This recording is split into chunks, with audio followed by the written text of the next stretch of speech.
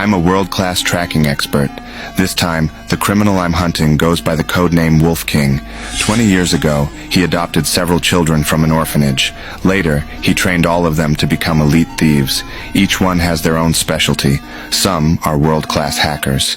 Some can change their appearance in the blink of an eye. Some can even perfectly disguise themselves as a woman when they're actually a man. Wolf King calls the shots from behind the scenes. A few days ago, they stole $2 billion in cryptocurrency and got away clean. But the police don't even know what Wolf King looks like. That night, I suddenly picked up Wolf King's trail.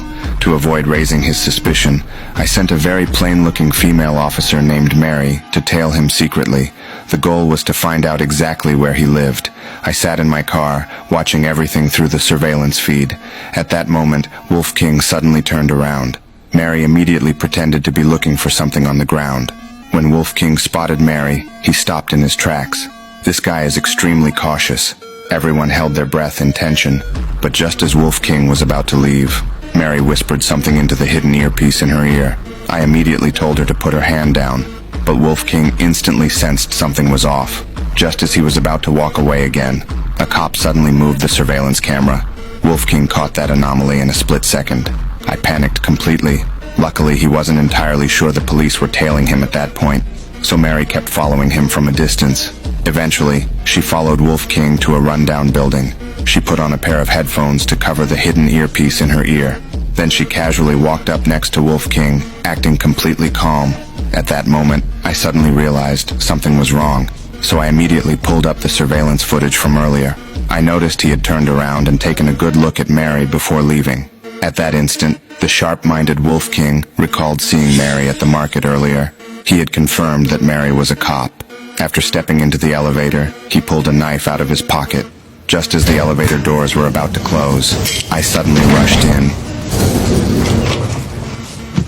I pretended to take off her headphones while secretly removing the earpiece from her ear. I pretended to be her father. I asked him which floor he lived on, but he said he needed to go back down to the first floor to grab something. When he pressed the elevator button, he did take a close look at Mary's ear, just as I expected. Once he saw there was no earpiece, he put the knife away. I handed him a rotten apple.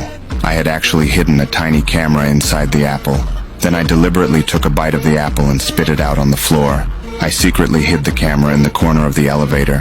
When the elevator reached the top floor, I had no choice but to step out with Mary. But we didn't actually live there. After hearing the elevator doors close, Mary was about to turn around. I immediately told her to keep walking forward. Sure enough, he was watching us from behind. I quickly took off my glasses and pulled out a special lockpick hidden in the frame.